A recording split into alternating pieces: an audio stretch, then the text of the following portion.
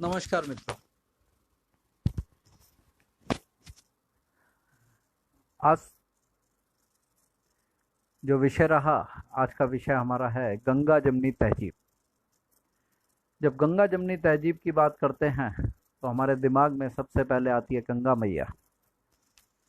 गंगा मैया हमारी हर भारतवासी की असीम श्रद्धा, हर भारतवासी का विश्वास।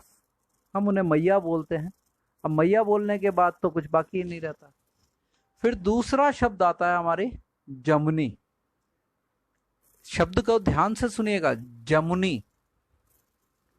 अब ये शब्द वैसे तो अगर हम देखें भारतीय अगर संस्कृति में जोड़े, इतिहास को खंगाले तो ये शब्द निकलेगा यमुना।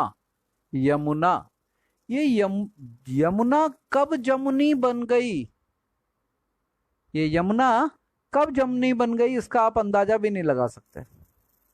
अगर आप थोड़ा सा इतिहास की जानकारी रखते हो तो इतिहास से आपको पता चलेगा यमुना जो हमारे भगवान सूर्य हैं उनकी पुत्री और मृत्यु के देवता यम की बहन है। तो जैसे कि आप अगर भारत के प्राचीन इतिहास को देखें, हमारे देवी देवताओं को देखें, वो किसी न किसी रूप में प्रकृति से जुड़े रहते हैं और इसी प्रकार से यमुना मैया भी जुड़ी हुई है। हम लोग निकलते हैं, किसी भी नदी से निकलते हैं तो हम सबसे पहले प्रणाम करते हैं। प्रणाम करने के बाद हम आगे बढ़ते हैं। तो सबसे पहला हमारा उद्देश्य रहता है कि भाई हम अपने पूज्य देवी देवताओं, आधार जितने हमारे देवी देवता हैं, हम उनको प्रणाम करें, उनको नमन करें, फिर आगे चलें। अब यहाँ लेकिन जो एकदम से परिवर्तन हम देखते हैं तो जमुनी, अब हमें आदत पड़ गई है। हमें आदत क्या पड़ गई है भाई? आदत ये पड़ गई है कि हम जब भी सुनते हैं तो हमें यही शब्द सुनाई देता है और धीरे धीरे हमारे बोलचाल में भी यमुना को हमने जमुना बना दिया है। और ये तहजीब जो बनी, ये यमुना गंगा तहजीब की जगह यमुना जमुना तहजीब बना दिया।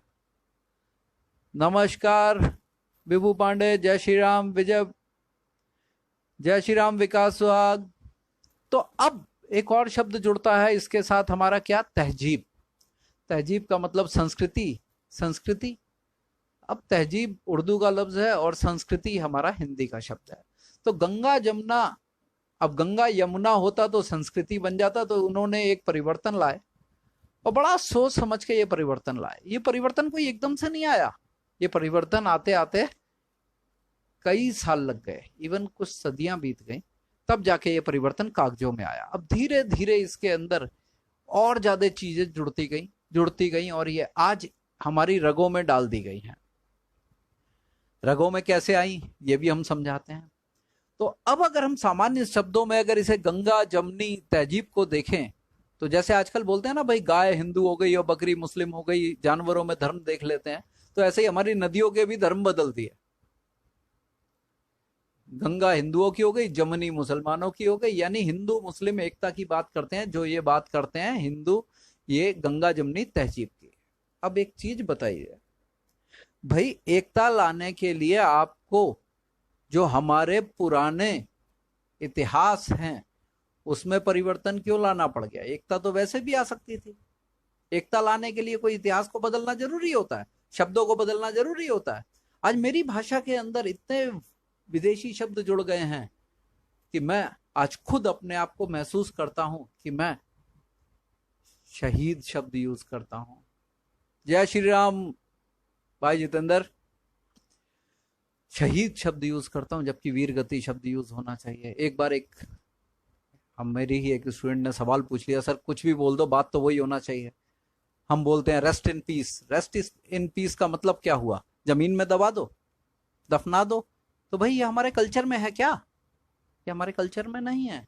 जब हमारे कल्चर में ही नहीं है तो हम क्या बोलेंगे? हम उसको ओम शांति, ओम वीरगति, हमारे सैनिकों को जो दी जाती है वो वीरगति होती है। तो अब मैं वापस आता हूं। एक समय था, कभी भारत का एक समय था जब यहूदी जो होते थे ना, वो एक कहावत बोलते थे, बड़ी पुरानी कहावत है यहूदियों की, आप रिसर्च कीजिएगा। हिंदू की तरह लड़ना है, अगर लड़ना है तो हिंदू की तरह लड़ना है। हिंदू की तरह लड़ने का मतलब पूरी दम खम ताकत से लड़ना है, ठीक है जी। और एक और कहावत हुआ करती थी बड़ी पुरानी, सॉरी ये कहावत अरबों की होती थी, अरब बोलते थे और यहूदी बोलते थे, हिंदू की तलवार की तरह चुभी बात। कोई बात होती थी किसी को चुभती थी तो हिंदू की तलवार, यानी वो हमसे इतनी बुरी तरह से नफरत करते थे कि इवन बातों में भी हिंदू की तलवार इतनी बुरी दिखाई देती थी उनको। श्वेत कमल मैडम नमस्कार। तो बात जब यहां होती है तो बात हिंदू, राम राम धर्मवीर भाई, विकास सोलंकी नमस्कार।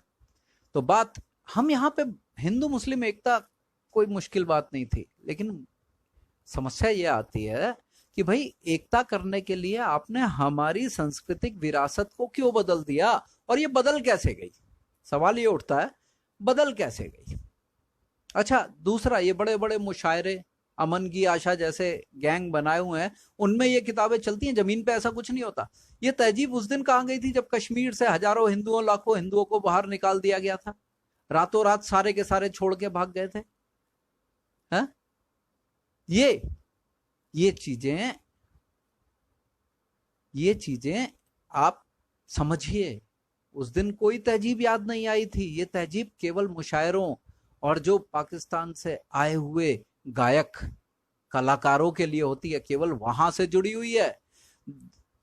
राजपाल दादा राम राम, पंकज पांडे राम राम।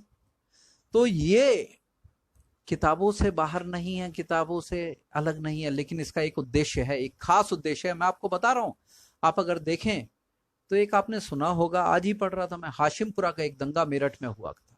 मेरठ में एक बड़ा गंदा कत्लेआम जिसमें हमारी बच्चियों के साथ भी बड़ा बुरा काम हुआ। उस समय जो हमारी रैपिड एक्शन फोर्स के जवान थे उन्होंने कुछ कत्लेआम कर दिया और उनके ऊपर मुकदमा चला, 20 साल मुकदमा चलता रहा। अल्टीमेटली उन बेचारों को सस्पेंड कर दिया गया और उन्होंने जो काम किया वो आज भी याद किया जाता है, उनके नाम से आज भी लोग डरते हैं, एक खास समुदाय के, ठीक है ना। लेकिन हुआ क्या उनके साथ, उनको बेचारों को 1000 रुपया मिलता था जिसमें वो अपना परिवार चला रहे थे। मेरठ के अंदर वो लोग जिनके परिवार बचे, जिनकी बच्चियों की आबरू बची, उन्होंने क्या किया उनके लिए, भूल गए सब उनके बलिदान को। 17-18 पुलिसकर्मी, आरएएफ के जवान 1000 रुपए महीने में अपना घर चला रहे थे, क्या उनका घर नहीं था? नहीं। वो लेकिन, नमस्कार नितेश, वो लेकिन आगे बढ़े, उन्होंने वो किया जो समाज के लिए करना चाहिए था उन्हें, क्योंकि एक हद तक किसी चीज को आप झेल सकते हैं, उसके आगे आप उस चीज को नहीं झेल सकते। अब मैं आपको एक और उदाहरण देता हूं, एक छोटा सा उदाहरण देता हूं। आप लोग अक्सर शेर व शायरी पढ़ते हैं, इन सब चीजों का बड़ा ज्ञान रखते हैं, क्योंकि आज का मुद्दा ये बेसिकली कल्चर से रिलेट कर रहा है, हमारी संस्कृति से रिलेट कर रहा है, इसलिए मैं इन्हीं सब बातों पे जा रहा हूं। अगर हम, नमस्कार प्रदीप भाई, बहुत दिनों बाद आज दिखाई दिया है। अगर हम बात करें तो कभी हमारे महान कवि रहे तुलसीदास, अभी कुछ ही दिन पहले उनके जन्मदिन गया है। निराला जी, प्रसाद जी, दिनकर जी, क्या आपने कोई भी, आपको उनकी कविता याद है? नहीं याद है ना। लेकिन आपको एक चीज पक्का याद है सबको, गालिब के शेर, दाग के शेर, और अभी तो फैज अहमद फैज भी याद है आपको। वो सब आपको सब अच्छी तरह से याद है, लेकिन आपको हमारे जो राष्ट्रीय कवि दिनकर रहे उनको याद नहीं होगा। हमारे महान जो तुलसीदास की कोई चौपाई शायद ही याद हो। तो ये संस्कार एकदम से गायब कैसे होगा? ये एकदम से नहीं हुआ जी, इसमें सदियां लग गई, इसमें सदियां लग गई। आपको देश के अंदर एक ही चीज दिखाई देती है, ताज। जो भी आता है ताज का देश है, देश में प्यार की निशानी है ताज। ताज को अगर ढूंढेंगे तो आपको सबको पता चल जाएगा कितने बड़े प्यार की निशानी है। मैं उसमें नहीं जाऊंगा, लेकिन मैं ये जानना चाहता हूं, क्या आप अजंता एलोरा की गुफाएं जो कलाकृति का केंद्र है, दक्षिण के मंदिरों में जाइए, ऐसी नक्काशी, ऐसी व्यवस्था जहां पर हमारी पुरानी संस्कृति के बारे में आप देख सकते हैं, आपने कभी देखा है? आपने कभी सुना है? नहीं सुना। क्यों? क्या कारण है जो आपने ये सब चीजें नहीं देखी? क्यों? क्योंकि ये सरकार जो थी ना, ये चाहती नहीं थी, ये सिस्टम चाहता ही नहीं था कि आप ये चीजें देख पाएं। उसका एक विशेष कारण था, ये एकदम से नहीं आया। हम लोगों को खाली गंगा जमुना तहजीब में क्यों बांट के रखा? हम तो उन लोगों में से हैं राजन भाई राम राम। हम तो उन लोगों में से हैं जो वासुदेव कुटुंबकम कहते हैं।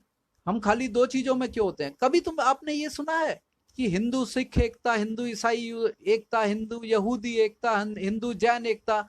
नहीं ना। केवल एक ही एकता की बात क्यों पड़ रही है? केवल एक ही एकता की क्यों बात पड़ रही है? बाकी जगह एकता की जरूरत नहीं पड़ती क्या? एक ही जगह हो रही है।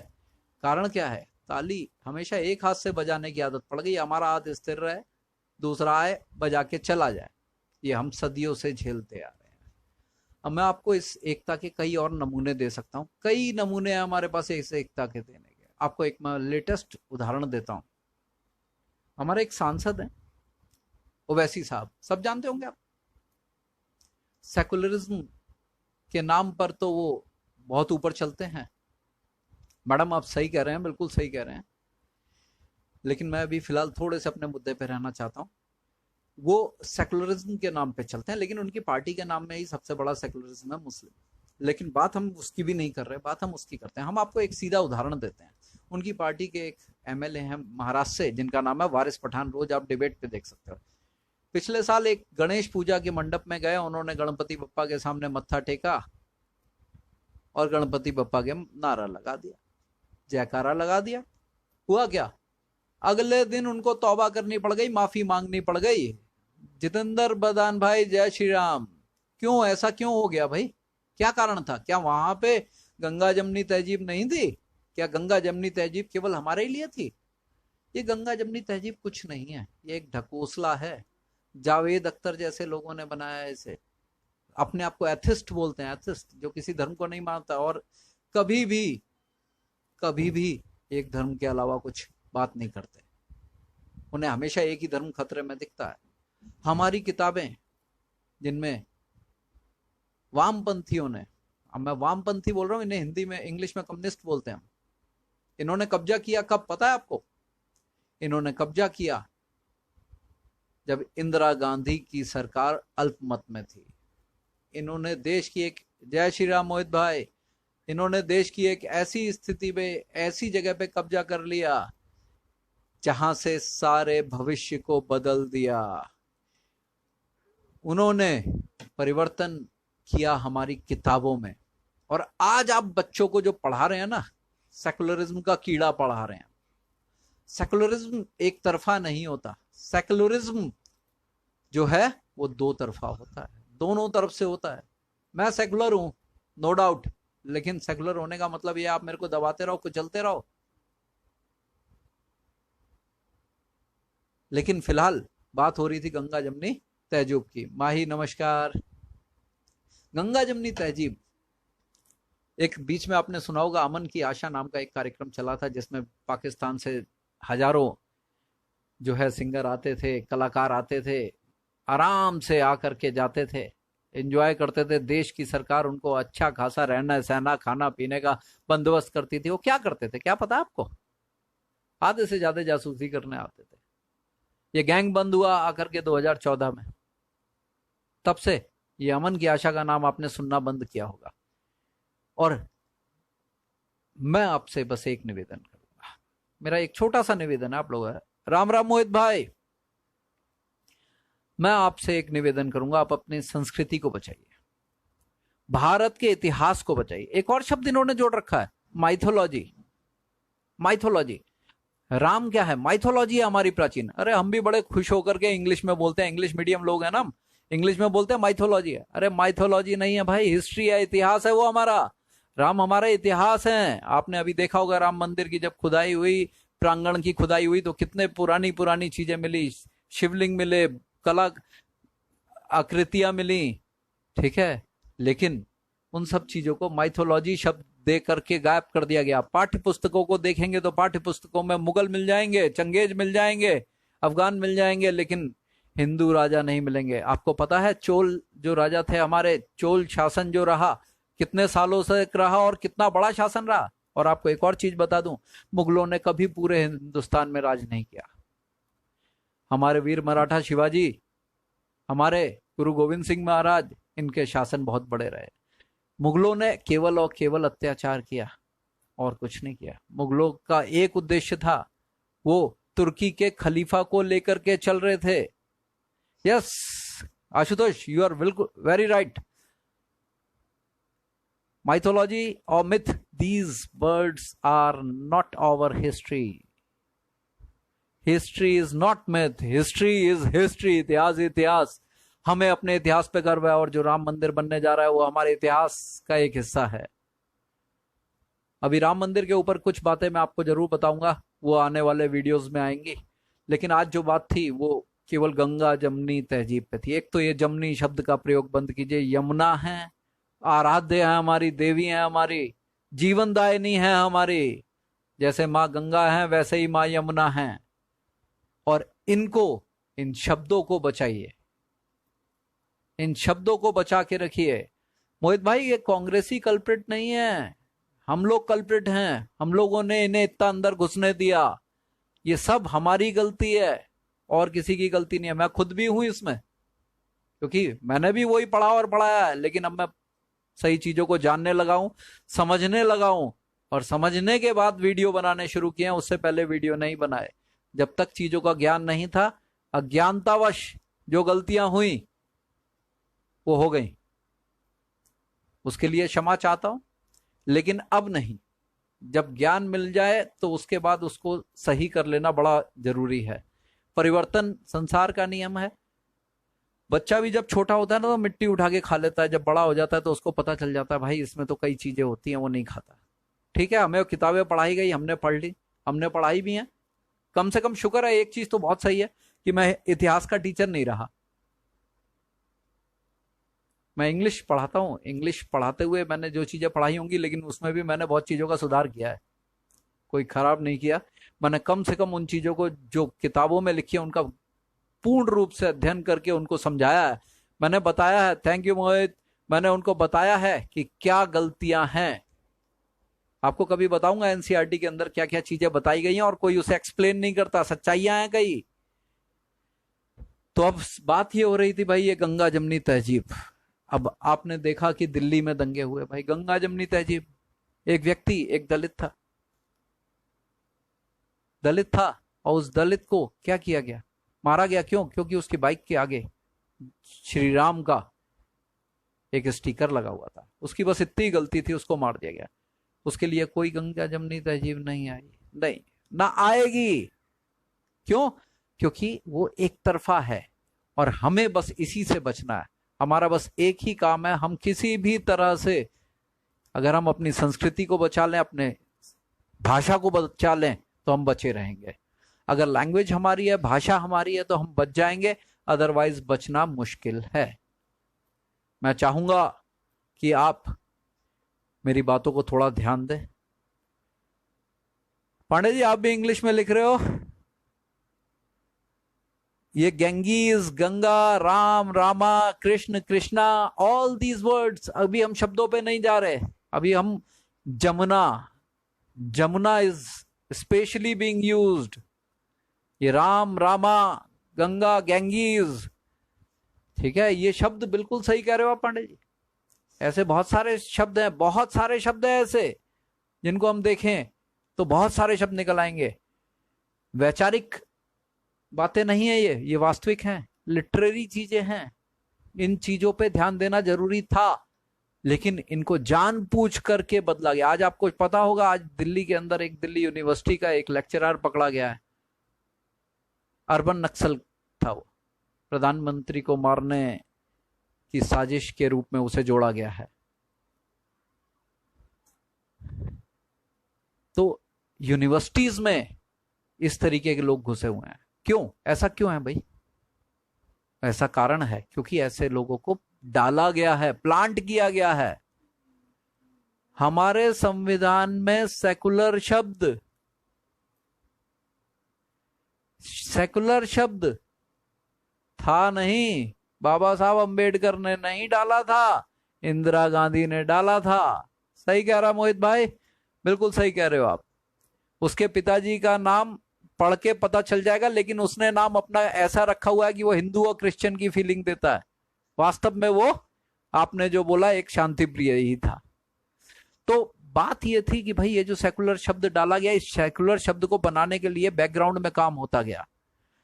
जिन कम्युनिस्टों का बंगाल से बाहर कोई अस्तित्व नहीं था, उन कम्युनिस्टों ने इसको इतना गहरा कर दिया कि आज हमारी शिक्षा व्यवस्था उन्होंने पूरी बिगाड़ दी। हमें, लेकिन ये काम हम कर सकते हैं। हमारे घर में हमारे धर्म ग्रंथ हैं, गीता है, श्रीमद् भगवत गीता, रामायण है। अगर हम पूरी नहीं पढ़ सकते तो कम से कम उसकी कुछ चौपाइयां तो याद कर सकते हैं, अपनी आने वाली जनरेशन को याद कर सकते हैं, गायत्री मंत्र का जाप सिखा सकते हैं, महामृत्युंजय मंत्र सिखा सकते हैं। ये थोड़ी थोड़ी चीजें ही इसमें परिवर्तन ले आएंगी और इसमें आप और हम ही एक महत्वपूर्ण रोल प्ले कर सकते हैं। इस गंगा जमुनी तहजीब के झांसे में मत आइएगा, कुछ नहीं है ये केवल और केवल झांसे हैं और कुछ नहीं है। आप अगर थोड़ा सा मैं और ज्यादा डीप में जाऊं ना, तो केरल के अंदर अगर देखोगे तो एक साल के अंदर इतने मामले आते हैं लव जिहाद के जिनका कोई हिसाब नहीं है। अभी भी उनकी कोर्ट के अंदर रिक्वेस्ट अगर हम देखें तो मैरिजेस की, तो मेरे ख्याल से 100 के करीब हिंदू गर्ल्स मुस्लिम युवकों के साथ शादी करना चाहती है। उनकी रिक्वेस्ट पड़ी हुई है कोर्ट के अंदर, ठीक है ना। क्यों? घर वालों से भाग के शादी क्यों होती है? ऐसा क्या ब्रेन वॉश हो जाता है भाई? ऐसी कौन सी तहजीब है जो ब्रेन वॉश करना सिखाती है? हम तो किसी को परिवर्तित नहीं करते, हमारे यहाँ से तो परिवर्तित होकर लाखों लोग गए हुए हैं, उनको तो हम वापस नहीं बुलाते। हम तो एक चावल का बोरा दे करके किसी को अपना धर्म परिवर्तन नहीं करते। गरीबी है, गरीबी है, मानते हैं, सिस्टम की वजह से गरीब रहे हैं, लेकिन इसका मतलब ये थोड़ी ना कि आप लोगों का ईमान खरीद करके उनके धर्म को बदल देंगे। तो हिंदू धर्म सबकी व्यापकता में चलता है, सबको साथ में लेके चलता है। हाँ, एक और चीज बताता हूं आपको। आपने अक्सर सुना होगा जब भी एक पर्टिकुलर दंगे होते हैं ना, तो दंगों के समय पे आपने कहीं भी 2 शब्द नहीं सुने होंगे, इन 2 समुदाय में दंगा हुआ। बस यही आया होगा, 2 समुदाय में दंगा हुआ। क्या आप जानते हैं ऐसा क्यों है? क्यों कभी भी उन 2 समुदायों का नाम नहीं लिया जाता? लेकिन सबको पता होता है वो 2 समुदाय कौन से हैं दंगा होने के, कभी उनका नाम नहीं लिया जाता। क्यों? कारण क्या है पता है आपको? भगवान ना करे कहीं कोई दंगा हो, लेकिन अगर होता है तो वहां पे 2 संप्रदाय में दंगा। कोई भी मीडिया, कोई भी न्यूज़पेपर, कोई भी पत्रिका अगर इस चीज की ब्रीफिंग देती है तो कभी भी नाम नहीं लेती। कारण जानते हैं? ये सुप्रीम कोर्ट का एक वर्डिक्ट है जिसकी वजह से ऐसा है। तो अब ये लगा लीजिए आप, इस हद तक हम लोग धर्मनिरपेक्ष हो गए हैं कि जो लड़ रहे हैं हम उनका नाम भी नहीं बता सकते। इतने धर्मनिरपेक्ष हो चुके हैं हम। और ये धर्मनिरपेक्ष 1976 में हुए, उससे पहले नहीं थे हम धर्मनिरपेक्ष। इस धर्मनिरपेक्षता को हमारे संविधान में इमरजेंसी के टाइम पे डाला गया है। कोई लोकतांत्रिक तरीके से संसद में कोई अधिनियम, कोई अमेंडमेंट करके नहीं डाला गया।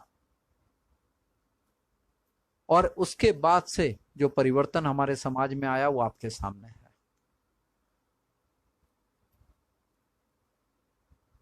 आज मैं अपनी वाणी को यहीं विराम देता हूं।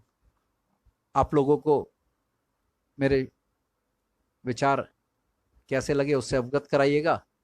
और मेरा YouTube चैनल शोभित SD शर्मा के नाम से है। मैं चाहूंगा कि आप लोग उसको सब्सक्राइब करें, मेरे व्यूज जरूर रखें और आप अपने विचार साथ में दें। और आगे आप मेरे से क्या चाहते हैं मैं उस पर अपने विचार रखूंगा। तैयारी कर रहा हूं एक बॉलीवुड के ऊपर एक अगली धर्मो रक्षा रक्षति। बिल्कुल पांडे जी, बिल्कुल। एक और था, हमें गांधी जी ने बोला था अहिंसा परमो धर्मा, अहिंसा परमो धर्मा, धर्म हिंसा तथैव चा। ये हिस्सा हम खा गए और सब भूल गए। और हम जहां देश में 100% थे, आज 70% रह गए। क्यों? क्योंकि हम अपने धर्म के लिए, नमस्कार सनी, क्योंकि हम अपने धर्म के प्रति सचेत नहीं रहे, हम सांसारिक चीजों में रह गए। मोहित, राफेल पे कोई बात नहीं, अभी राफेल पे दुनिया बात कर रही है, लोग इतनी बात कर रहे हैं कि राफेल का मुद्दा ही नहीं बचा। अगला बॉलीवुड का पार्ट 2 आना है। बॉलीवुड ने किस तरीके से हमारे जीवन में परिवर्तन लाया, एक बार आपको एक बड़ा खतरनाक खुलासा दूंगा मैं आपको। थैंक यू चित्रा, उसकी तैयारी चल रही है। मेरे टीम मेंबर्स, मेरे साथी मेरी मदद कर रहे हैं। नेक्स्ट वीडियो में आपको दूंगा। प्लीज आपसे रिक्वेस्ट है कि वीडियो शेयर करें और आपको पसंद आए तो मेरा YouTube चैनल भी जरूर सब्सक्राइब करें। शोभित SD शर्मा। नमस्कार, शुभ रात्रि, हर हर महादेव और जय श्री राम। आजकल प्रसन्नता का आलम ही अलग है। और प्रभु राम। मोहित, सुशांत पर अभी और आने दो, थोड़ा खुलासे और आने दो। सुशांत अपने आप आ जाएगा बॉलीवुड में मोहित, जब बॉलीवुड पे आएंगे तो सुशांत अपने आप आएगा। जय श्री राम, जय श्री राम मित्रों, नमस्कार नमस्कार नमस्कार।